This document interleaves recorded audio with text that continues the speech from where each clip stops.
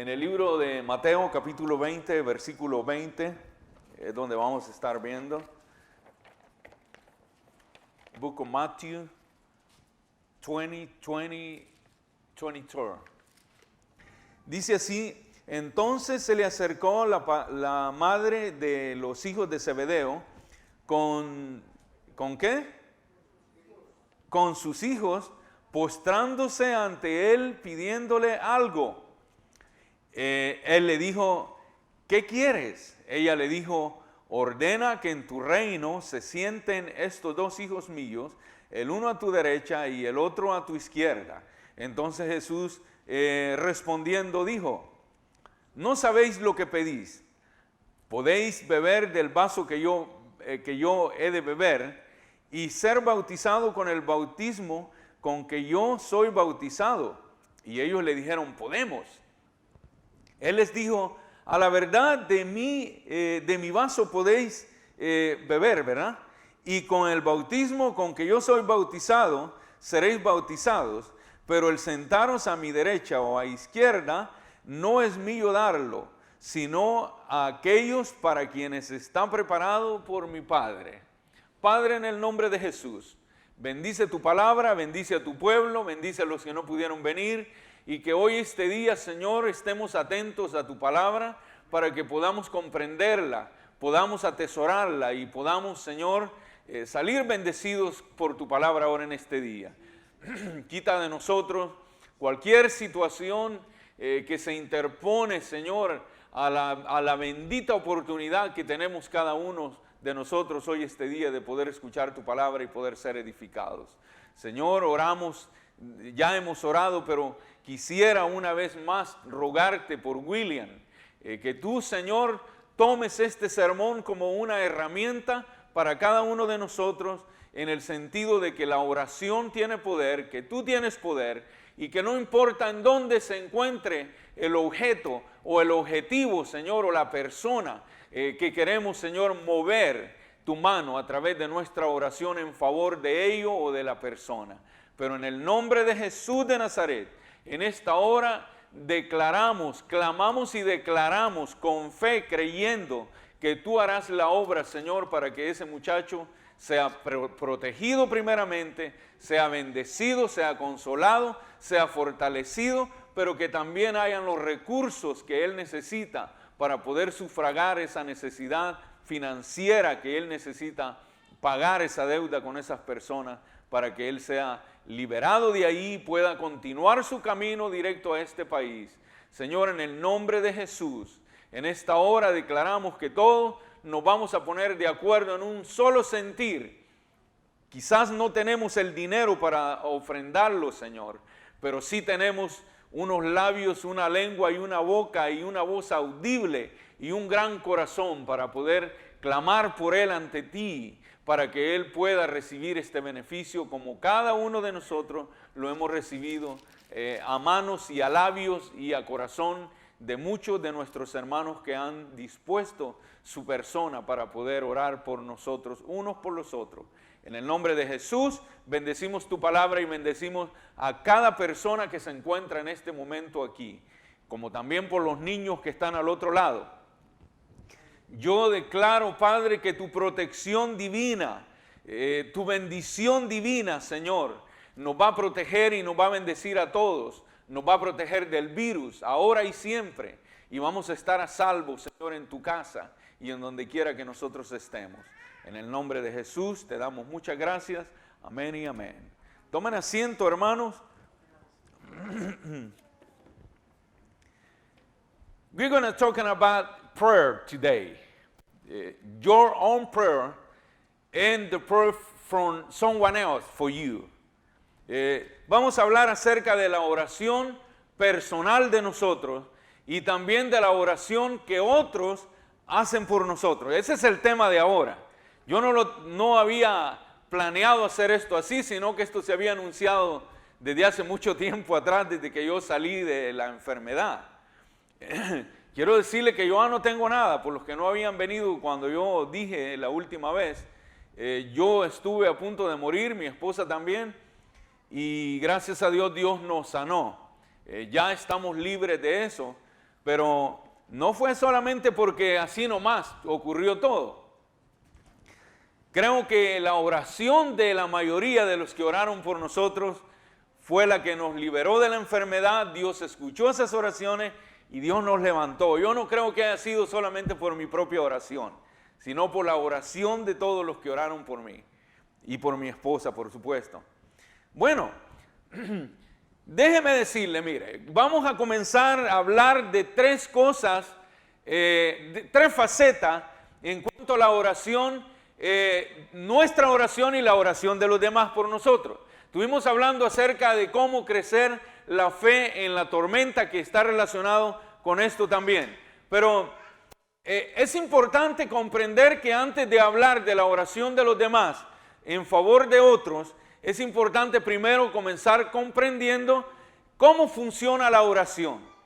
¿Qué oraciones oye Dios? ¿A qué oraciones está dispuesto Dios a escuchar y a dar lo que pedimos?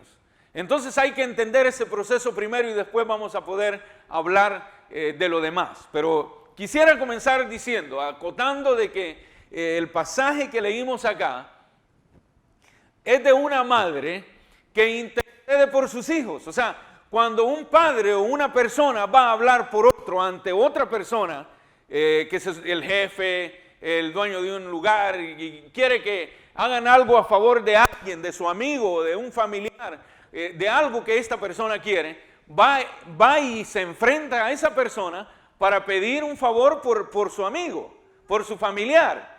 Eso se llama interceder por alguien. Se llama correr para allá e interceder en favor de la persona que queremos que sea beneficiada, como este caso por William. Está muy lejos de aquí, a miles de millas de acá de distancia, pero la oración no tiene frontera, no tiene límites, no tiene estorbo. Y sí hay entre nosotros y Dios a veces estorbo para que la oración sea escuchada, pero esta mujer tenía 2 hijos. No se menciona el nombre de ellos ahí, de ella ahí, solamente de los hijos.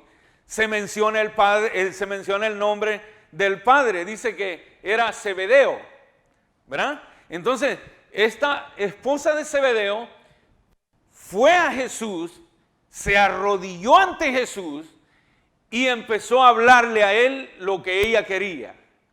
Y lo que ella quería era que sus 2 hijos, cuando estuvieran en el reino de Dios, allá arriba en el cielo, o cuando el Señor viniera a su reino terrenal, después que la tierra fuera renovada, después de las bodas del Cordero, aparentemente es lo que ella quería, que uno estuviera sentado acá y el otro estuviera sentado al otro lado de donde estuviera Jesús. Esa era su petición. Para eso ella estaba intercediendo. Y eso son una de las cosas que quisiera comenzar hablando hoy este día, y para eso tengo unos 25, 30 minutos, y la próxima semana vamos a seguir, y la que viene también, para terminar completamente todo, y después nosotros probablemente vamos a salir fuera del estado, y vamos a ver cómo, vamos a reunirnos con los líderes para mirar cómo van a hacer todo al irnos nosotros. Pero vea esto, Dios oye todas nuestras oraciones y en un sentido, en cierto sentido, responde todas nuestras oraciones, todas nuestras plegarias, todas nuestras súplicas. Dios las escucha y en algunas veces las responde, pero no siempre recibiremos lo que hemos pedido. Eso es lo que quiero comenzar diciendo. ¿Será que el Señor estaría dispuesto a escuchar nuestras oraciones, nuestras súplicas, nuestras plegarias por William? Claro que sí, porque esa es una emergencia en favor de un ser humano que está cautivo como consecuencia de esta situación que está viviendo. Cuando pedimos algo a Dios, la respuesta pudiera ser en 3 formas. Una pudiera ser sí, la otra pudiera ser no, y la otra pudiera ser, a ver, díganme ustedes, ¿cuál sería la otra?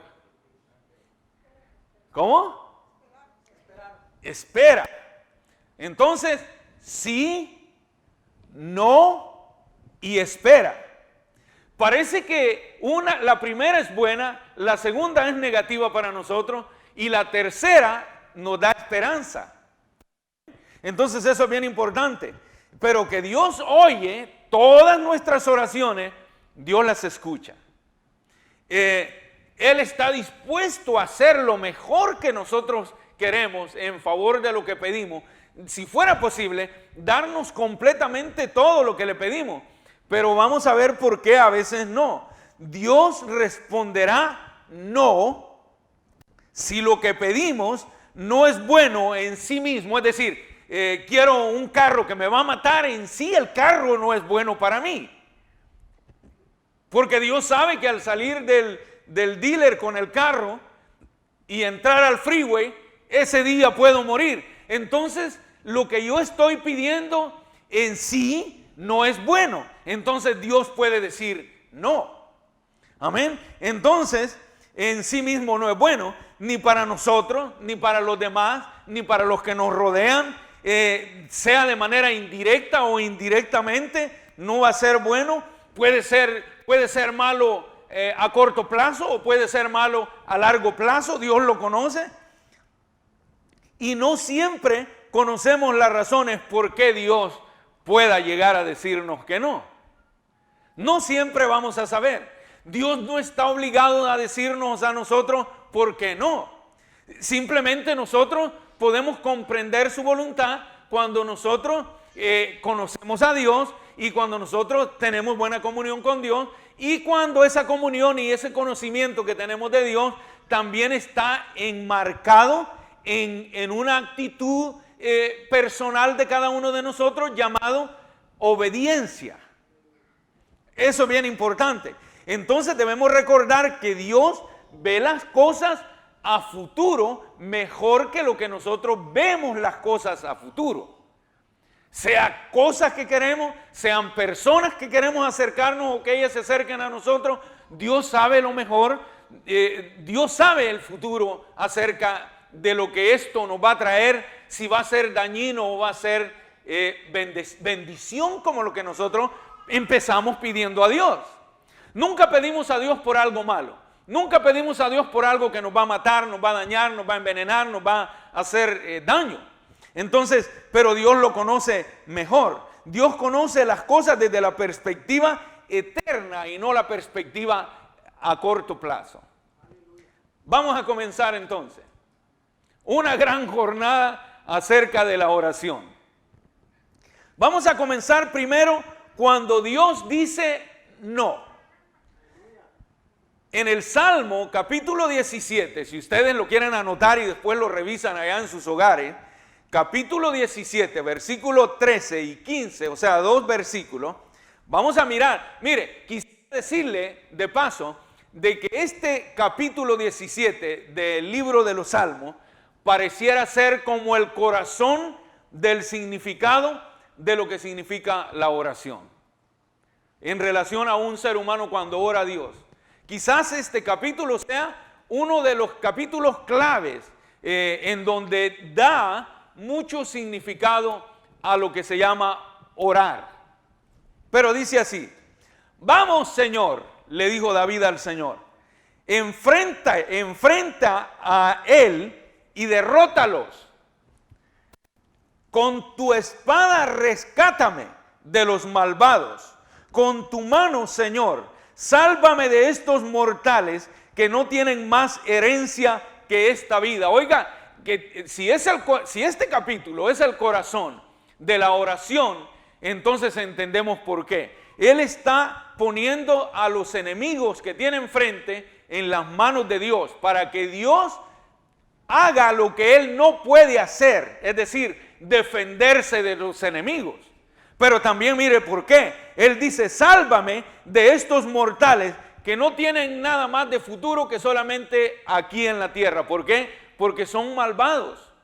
Un malvado no va a ir al cielo. Y dice: con tus tesoros les ha llenado el vientre, a sus hijos han tenido abundancia y hasta ha sobrado para sus descendientes. Pero yo en justicia contemplaré tu rostro, me bastará converte cuando despierte. O sea, está hablando de que él puede llegar a morir. Pero él tiene fe que cuando él pase la cortina de la muerte de esta vida y pase la cortina de la muerte a la otra vida, porque hay dos tipos de vida que también son eternas, las dos son eternas, la de abajo y la de arriba. Y él aquí está diciendo que cuando él despierte, él quiere ver su rostro cuando él despierte. ¿Verdad que cuando uno muere, qué hizo Jesús cuando murió? Expiró, o sea, se le acabó el aire, se le acabó el oxígeno y expiró, o sea, murió. No durmió, murió, él murió. ¿Y qué es lo que pasa después de ahí? Va a despertar. Puede ser ahí abajo, puede ser ahí arriba. Y eso es lo que David está diciendo aquí. Me bastará con verte cuando despierte, es lo que él está diciendo ahí. Entonces, de la manera que vemos este capítulo, en cuanto a lo que pedimos, la oración como pedimos, vamos a ver que aquí lo importante es una actitud de confianza cuando oramos por lo que queremos. Él tiene confianza. Oiga, que él no solamente está poniéndose su moño y diciendo, si no me lo das, yo ya no voy a volver a creer en ti. Si no me lo das, ya no voy a orarte. Si no me lo das, yo ya no voy a confiar en ti. No, él incluso contempla la posibilidad de que ese enemigo lo pueda llegar a matar a él. Pero por si acaso esto pudiera llegar a pasar, él está contemplando la posibilidad de que si él muere a manos de sus enemigos, cuando él despierte en esta muerte, que es muerte segura, dice que él quiere ver su rostro. Eso es confianza. Y eso no solo es confianza, demuestra una actitud de confianza. Porque la manera como uno ora tiene mucho que ver. Recuerde que Dios está viendo. Dios oye y Dios también está viendo. Entonces él ve, él escucha sus palabras, pero también ve su actitud. Su actitud tiene que ver con lo que dijo. Y entonces aquí es importante la actitud de confianza. O sea que según David, su confianza determinaría la confianza en Dios y el final de lo que él espera en su alma respecto a Dios. Eso era bien importante. Entonces se convierte en el corazón de la realidad de lo que en sí consiste la oración. No tiene que ver simplemente con pedir cosas, es decir, yo pido esto y ya viene, yo lo hago así y ya. Y yo le quisiera decir de que cuando yo estaba bien enfermo, que ya creí que era lo último ya tenía 2 semanas, una semana y media prácticamente, o 2 semanas, más de 2 semanas tenía, más de 2 semanas, ya estaba desesperado porque desde que entré en la primera semana, la fiebre y todo lo que tenía, es terrible, uno sí siente que se va a morir.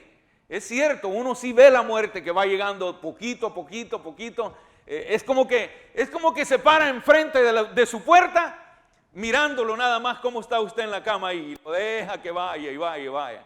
Y está ahí esperando cuando se le acabe el corrido y ya llega y se lo lleva. Entonces era eso, y cuando yo oraba y oraba y oraba y oraba a Dios, y Dios ni siquiera mostraba ni una señal de que me estaba escuchando lo que yo le estaba diciendo. Eso es desesperante, porque en quien usted más confía no le está respondiendo. En quien usted sabe que tiene toda su esperanza no está ahí, como que se ha desaparecido, como que no le escucha, como que no quiere ir, como que por alguna razón no lo escucha. Bueno, eso es lo que uno siente. Eso era lo que yo sentía. Y por eso le digo, no tiene que ver simplemente con pedir cosas, se trata de buscar el rostro de Dios y disfrutar de su dulce comunión que Él tiene con nosotros. Es una comunión dulce en la que uno puede disfrutar cosas buenas en lo bueno y puede disfrutar también de lo malo en las cosas malas. Por eso es dulce la comunión con Dios.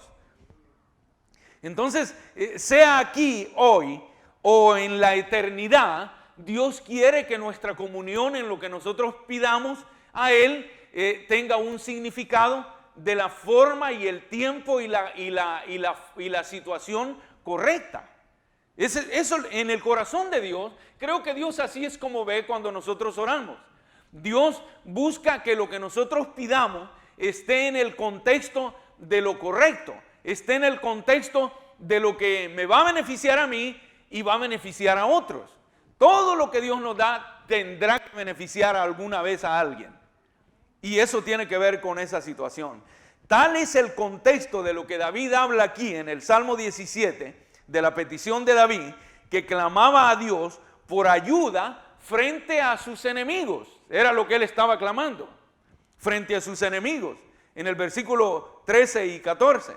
Pero a veces Dios dice no a una petición y puede decir sí a otra petición. En Mateo vamos a ver una diferencia entre lo que David habla y lo que la madre de estos dos muchachos le dijo al Señor Jesucristo. En el capítulo 20, versículo 34 y en adelante, dice: entonces la madre de Jacobo y de Juan junto con ellos, o sea que no fue solamente ella, sino llevó a sus hijos también. Quizás ella llegó con los dos muchachos tomados de la mano, uno a un lado y el otro al otro, y ella en medio, y se arrodilló, y también ellos también se arrodillaron. Y le empezó a decir lo que ella quería. Pero note que aquí en este pasaje, ya lo leímos, aquí en este pasaje, especialmente en el versículo 21, el Señor le dice: ¿qué quieres? Eso implica que nos ha escuchado. ¿Qué quieres? Es lo que él le dijo. Y le pregunta, ¿verdad? ¿Qué es lo que quieres? Y ella le dice: ordena. Miren, dar una orden es una palabra bastante fuerte, o sea, de mucho peso, muy grande. Y dice: ordena que en tu reino uno de estos dos hijos míos se sienten a tu derecha y el otro a la izquierda. Esas dos cosas ya van en una situación muy, muy significativa para la madre y también para Jesús. O sea que nuestra oración, nuestras peticiones son muy significativas para Dios. Son significativas cuando Él va a estar dispuesto a darnos la petición que pedimos, y son significativas también cuando no son buenas, porque Él sabe el alcance negativo que lo que nosotros estamos pidiendo va a tener. Todo es significativo. Es como cuando usted está en la escuela y el maestro dice: hagan preguntas. Y mucha gente no quiere hacer preguntas por temor a que sus preguntas van a ser ridículas o van a ser sin significado o no van a ser buenas o no van a ser correctas. Todas las preguntas son importantes. Y a veces alguien dijo ahí de que la pregunta menos importante que existe es la que nunca se hizo. Y la gente ignorante es ignorante muchas veces porque nunca pregunta.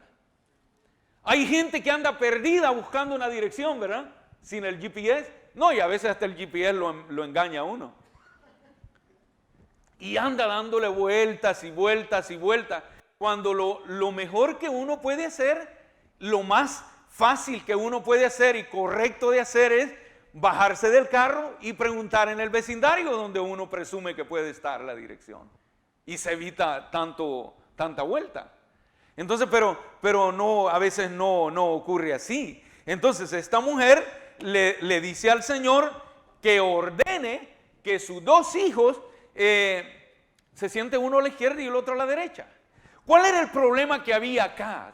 ¿Era eso acaso muy grande para pedir? ¿Era eso algo imposible para Jesús? De alguna manera, Él dice que sí, porque esa petición, realizar esa petición, no estaba en sus manos, sino en el Padre Celestial. Él era el que iba a decidir eso, no estaba. Entonces, ¿cuál otra petición podrá no estar en las manos de Jesús? Ahora, ¿será que era tan difícil dar esa oportunidad en esta petición a esa mujer? Yo creo que no, pero mire, el problema que había aquí era que la petición de esta mujer estaba más allá del contexto de lo que es normal pedir. ¿Por qué? Porque aparentemente se mira algo bonito que una madre va a interceder para darle algo bonito a sus hijos, ¿verdad? Pero si usted lo revisa profundamente, le pone la lupa al pasaje, se va a dar cuenta que el corazón de esta madre también era egoísta. La petición de ella era egoísta. ¿Por qué? Porque ¿cuántos discípulos eran? Eran 12. ¿Qué iba a pasar? ¿Qué iba a pasar con los otros 10? ¿A dónde iban a estar sentados? Uno atrás y el otro adelante de Jesús. No podían estar. Eran a los lados. Entonces, ¿qué es lo que está pasando acá con la petición de esta madre que le está pidiendo a Dios? Simplemente le está pidiendo que beneficie en lo mejor a sus 2 hijos y que tire al perro a los otros. ¿Verdad? O sea, y con los otros, ¿qué va a pasar? Tíraselo al tiburón. ¿Verdad? O sea, quiere que beneficie solamente a su... O sea, dése cuenta que Dios no puede darnos lo que tiene carácter para beneficiarnos, pero también carácter egoísta en sí. O sea, la petición era mala en sí. No era malo que estos estuvieran alrededor. Quizás le pudo haber dicho, Señor, esto hubiera cambiado todo. Le hubiera dicho, Jesús, cuando él le dice, ¿qué quieres que haga? Y le hubiera dicho ella, Jesús, quisiera rogarte que en tu reino les hagas 6 asientos a tu lado izquierdo y 6 asientos a tu lado derecho para que mis hijos y todos los demás que andan contigo estén ahí. Quizá hubiera cambiado el asunto. Pero la petición de ella era egoísta. La petición de ella estaba enfocada únicamente al beneficio exclusivo de sus 2 hijos. Y Dios no funciona así. ¿Por qué? Porque Jesús amaba a los 2 hijos de Zebedeo, pero también amaba a los otros 10 hombres que él había conquistado sus corazones para que le sirvieran, para que anduvieran con él, para que ellos invirtieran sus vidas con él, para que luego pudieran llevar la palabra de Dios en obediencia al mandamiento de Jesús de predicar el evangelio también. Entonces estaba como un poquito mal. Aquí la respuesta negativa de Dios está relacionada ¿con qué? A una petición casi egoísta de parte de esta madre. Era egoísta. Entonces estaba pidiendo que Dios en su reino tuviera preferencias por 2 hombres. Beneficiar únicamente de manera exclusiva a estas 2 personas y no a los demás. Es decir, estos se iban a llevar la mejor parte y los otros lo que sobrara. Y Dios no funciona así. En cambio, la escena bíblica que vemos más adelante en cuanto a cómo pedimos y cómo Dios responde, sí o no, o espera, en Mateo 20, una gran multitud, dice la Escritura, que seguían a Jesús cuando él salía de Jericó con sus discípulos. En el versículo 30 dice que 2 ciegos que estaban sentados junto al camino, al oír que pasaba Jesús, gritaron, Señor, hijo de David, dice, ¿verdad? Señor, hijo de David, ten compasión. Mire, a diferencia de la esposa de Zebedeo, madre de Jacobo y Juan, estos 2 ciegos pidieron, mire la manera que dice, ten compasión de mí. Quizás no lo hubiera escuchado. Si él dice así, le hubiera dicho, espera. Espera que vuelva otra vez a andar por aquí. Pero no, él enfocó bien su petición. ¿Y cómo dijo? Señor, hijo de David, ten compasión de nosotros.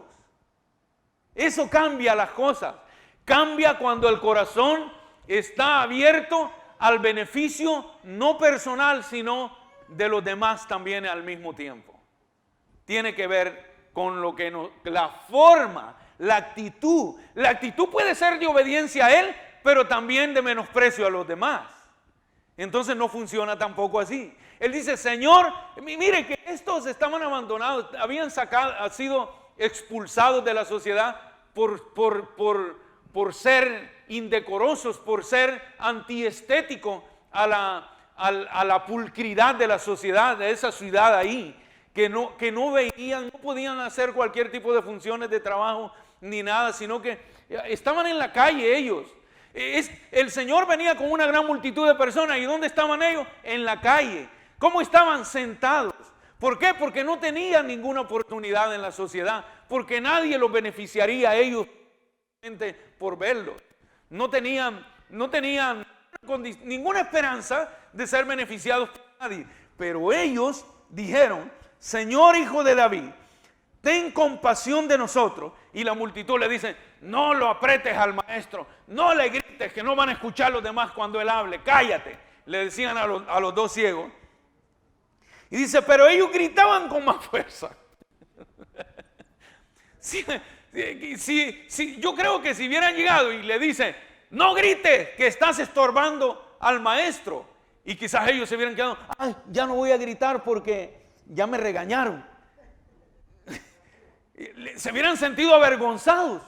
Pero qué más vergüenza de todo lo que ya habían pasado antes con esta sociedad maligna en relación a ellos.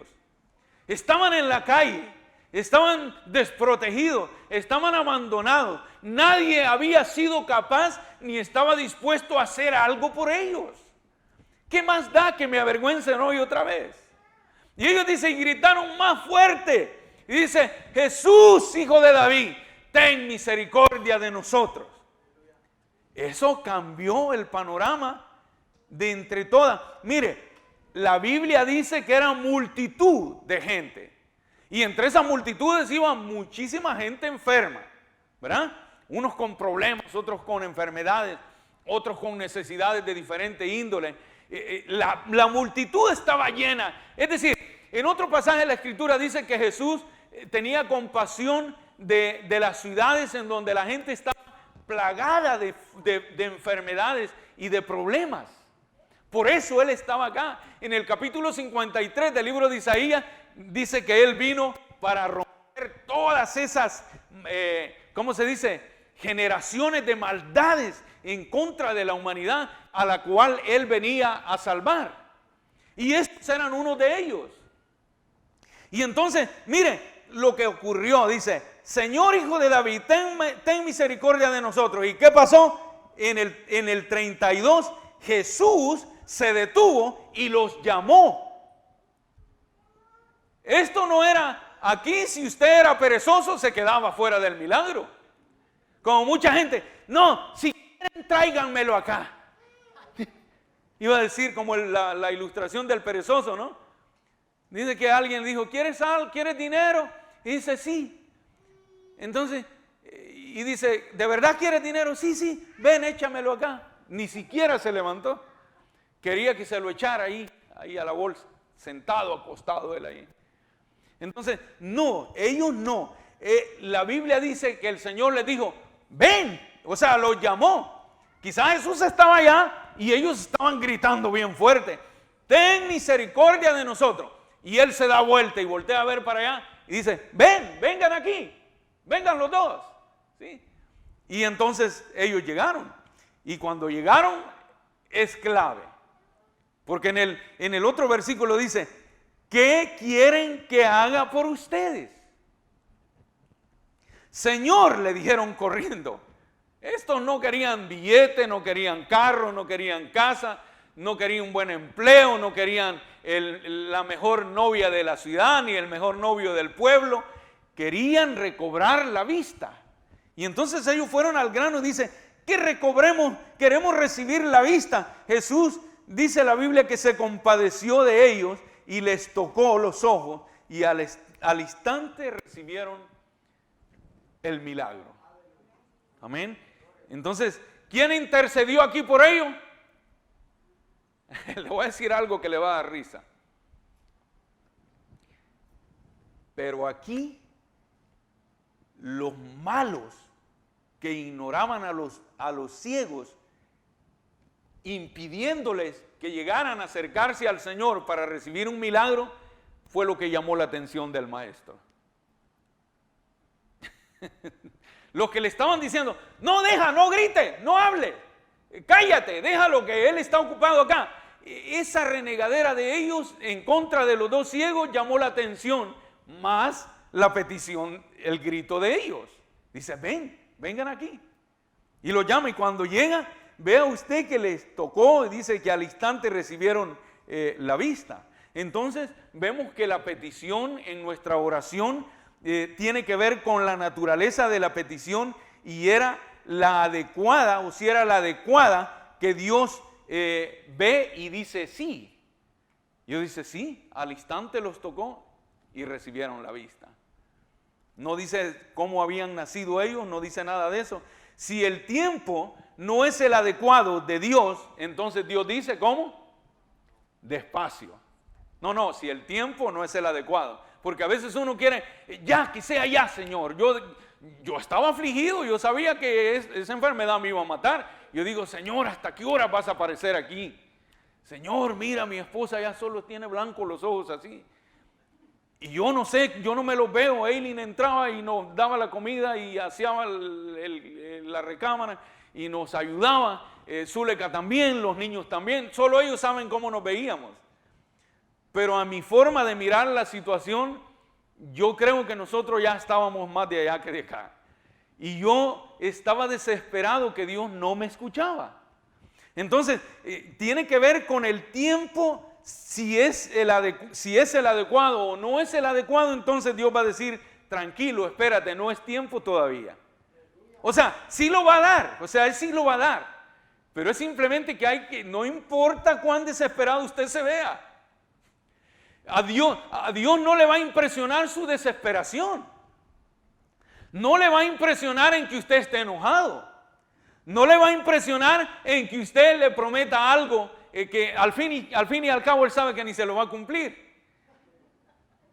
O sea, a Dios no le va a impresionar que usted lo quiera manipular y le quiera impresionar con algo para que Él haga como usted quiere. No lo va a hacer. Él simplemente le va a decir, tranquilo, espérate.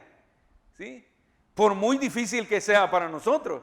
Entonces, si uno está equivocado, entonces Dios dice, crece, mi hijo. O sea, yo quiero algo que según Él, quizás está bien lo que estoy pidiendo. Pero Él sabe que no estoy preparado para manejar aquello todavía. Entonces me va a decir, espérate, ni siquiera me va a decir ten paciencia, no, crece otro poquito, hijo, para que luego me vuelvas a pedir. Porque lo que estás pidiendo, tú no estás preparado ni mental, ni emocional, ni espiritualmente todavía para que yo te pueda soltar esto. No es que sea difícil para mí, no es que yo no tenga posibilidades de darte eso, no es que mi poder esté incapacitado o esté limitado para que yo te dé lo que me estás pidiendo, es que tú no has crecido suficiente, es que tú todavía no has madurado suficiente, es que tú en realidad no has crecido y usted tiene que crecer todavía. Entonces, quiere decir que como la madre de Jacobo y de Juan, rotundamente le dijeron, mira, pero ni siquiera tengo yo esa oportunidad para dártela en mis manos. No estaba en él. Yo creo que él sí puede haber tenido en sus manos la respuesta. Bueno, es decir, la respuesta se la dio, ¿verdad? Fue negativa. Pero yo creo que es que la madre de estos dos muchachos, la esposa de Zebedeo, no había crecido todavía. Y se nota que no había crecido todavía porque estaba pidiendo algo egoísta y ni siquiera se había dado cuenta que era egoísta lo que estaba pidiendo. Entonces tuvieron que negarle la petición. Está bien cuando le digan a uno, espera. Dios me dijo a mí, finalmente llega la primera vez y me dice, yo aquí he estado, ¿qué te pasa? ¿Por qué sigues orando? ¿Por qué sigues todavía respirando? ¿Por qué te levantas, vas solito al baño? ¿Por qué todavía? Porque yo he estado aquí. O sea, Dios sí había estado ahí. ¿Por qué no me sanaba entonces en el mismo momento? Porque no era el tiempo todavía, ¿verdad? Entonces, pero si el pedido es correcto, entonces el momento es el indicado y uno camina en rectitud, entonces Dios dice, ¿cómo? Adelante. Amén. Vamos a ver la tercera parte. Pero Dios podría decir espera también, ¿verdad? Fue lo que dijimos. Entonces, ¿se ha dado cuenta usted alguna vez que más allá de la dificultad en la que usted ha enfrentado anteriormente, Dios ha estado allí y usted lo ha sabido. Uno sabe cuando Dios ha estado con uno allá, en el lugar donde uno está. Yo estoy seguro que William sabe que Dios está con él. Solamente que él está desesperadito. Y yo estaría igual también. Pero el asunto aquí está en que esperar implica orar de otra manera. Hay que orar en dos formas. Una, quizás William debe de orar para que Dios le dé la petición. ¿Cuál es su petición? Que Dios lo libere de ahí, salga y entre al país. Esa es su petición, es su objetivo. Pero quizás si Dios le ha dicho, espera, entonces ahora tiene que orar de otra manera. Tiene que orar y decir, Señor, esto me dijo un pastor americano cuando yo estaba bien enfermo. Y me dice, quizás tienes que orarle un poquito diferente a Dios, sin perder de vista el objetivo de la mayor petición que tú quieres. Quizás tienes que decirle, Señor, si es que tengo que tener paciencia, entonces fortalece mi corazón. Entonces fortaléceme mentalmente. Entonces fortaléceme en mi espíritu para que yo pueda tener gozo en medio de esta desesperación y que se haga tu voluntad el tiempo en que tú me irás a dar la liberación de esta enfermedad o de lo que me está pasando o de lo que yo quiero. Uno nunca sabe realmente todo lo que en realidad quiere. Pero Job se vio de esta manera en una situación muy complicada. En el libro de Job capítulo 15, el versículo 1 y Job 18, versículo 21, ahí el pobre Job tenía que soportar la irritable forma y los irritantes discursos de sus amigos que lo condenaban más y más, acusándolo erróneamente de que por algo que había hecho estaba enfermo y que le estaba pasando todo lo que le estaba pasando. Él dice así ahí, en vez de consolarme, ¿qué fue lo que hicieron? Me atormentan. Eso pasa con muchos hermanos que cuando alguien está enfermo y ellos presumen que por algún pecado están así, en vez de decirle, sí, el Señor está contigo, te animamos, te damos ánimo, te queremos y sabemos que tú vas a vencer esto, le dicen, hermano, pregúntele a Dios si es que ha hecho algún pecado y por eso lo tiene enfermo. O sea, eso fue lo que pasó con los amigos de Job, incluyendo a su esposa.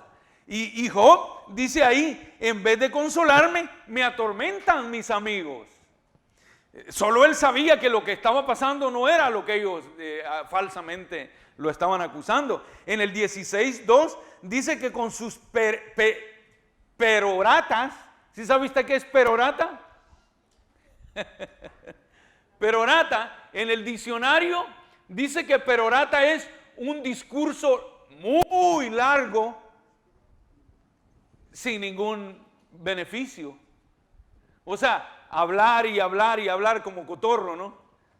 Sin sentido. Ese dice con sus peroratas, y en el 3 después dice, no eran de ninguna ayuda para él, según él decía, sus peroratas. Cuando nuestros amigos sufren, debe evitar que nuestro consuelo sea, como dice Job, tormento, ¿verdad? Si uno no tiene deseos de orar por un hermano que está enfermo o por alguien que nos pide nuestras oraciones, que intercedamos por él, simplemente no contestemos o no digamos nada y en vez de decirle, hermano, es que yo creo que usted tiene que pedirle a Dios perdón por sus pecados. En vez de decirle eso, que eso lo terminaría de matar, ¿verdad?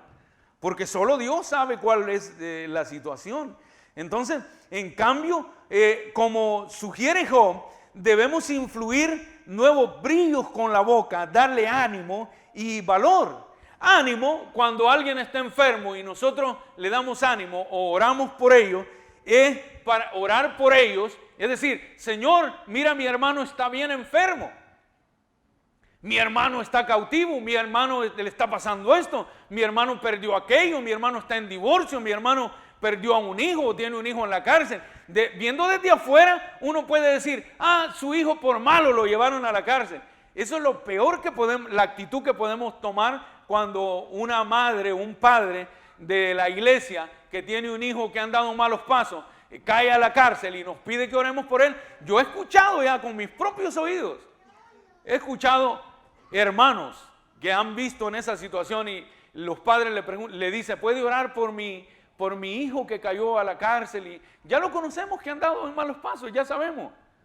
Pero la madre también sabe que nosotros ya lo sabíamos y sin embargo está confiando en nosotros, en que nosotros podemos orar por su hijo.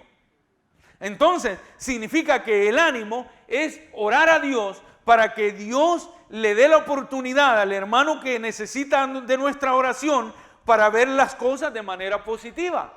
Yo le decía a mi esposa cuando ella me dice, ya no ores por mí, deja que hoy yo sé que yo me voy a morir.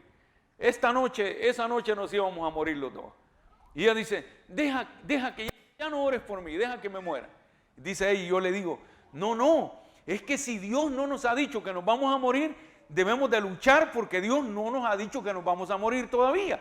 Entonces es el diablo el que nos quiere matar. La enfermedad, yo no fui allá, como dicen a China, a traerla. O sea, la enfermedad, alguien, todo el mundo, o si no fue así, de alguna manera llegó, el mismo diablo la creó, no necesariamente fue otro, y simplemente no llegó, pero el diablo nos quiere matar. No es la voluntad de Dios que muramos por la pandemia. Ahora, si no es la voluntad de Dios que muramos por la pandemia, entonces debemos de orar a Dios para que Dios nos dé vida, porque Dios tiene vida y tiene vida en abundancia para nosotros. No importa que el virus venga, Dios va a matar el virus y nos va a dar vida a nosotros. Entonces yo le digo, tenemos que mirar de manera positiva esta situación. Aunque el virus está aquí y nos está matando, nos está aniquilando, nos está matando minuto a minuto, nos va matando. Pero debemos de mirar lo positivo de que Dios, mire, algo que también nos daba ánimo, algo que usted no se va a imaginar y no se lo he dicho a nadie todavía. Pero en el peor día más negro de nuestra enfermedad, cuando ya era lo último, el hermano Santos y el hermano Javier nos mandaban un chorro, como dicen en México, chorro de fotos de aquel cómo estaban haciendo todo acá. Y yo le decía a mi esposa, mira, anímate, mira los hermanos lo que están haciendo allá. Y dice, oh, sí está bonito, y se volvía a quedar. Entonces, pero a mí me alentaba mirar todo el trabajo que estaban haciendo, y eso del trabajo que ellos estaban haciendo era como un mensaje para mí positivo, porque me estaba diciendo Dios, mira, es que las cosas van mejor, tú tienes que tener ánimo, tienes que creer más en mí, tienes que seguir orando, no te desanimes, yo estoy aquí, solamente quiero que tengas paciencia, quiero que desarrolles más fe, quiero que confíes más en mí y que tu corazón se ensanche con mi poder, se ensanche con mi amor, se ensanche que yo soy misericordioso y que te voy a sanar. Ahora o mañana, cualquiera de estos días nos puede sanar. Simplemente tenemos que ver las cosas de manera positiva. Y también en el valor de lo que él habla ahí, habla de desafiar la situación que estamos viviendo. Entonces, si es por necesidad, si es por enfermedad o por lo que sea, tenemos que ser positivos y tenemos que desafiar. Una actitud positiva en medio de la situación por la que estamos orando. Y Dios nos dice que hay que tener paciencia. Dos cosas son las que hay que hacer. Una es ver las cosas positivamente. Y la otra es desafiar la situación. ¿Cómo desafiarla? Como la desafió David. David dice, Señor, derrótalo con tu poder. Eso fue lo que él dijo. Yo no los puedo derrotar, pero tú los puedes derrotar. Y él estaba positivo de que su Dios los iba a derrotar por él. Y la situación cambió.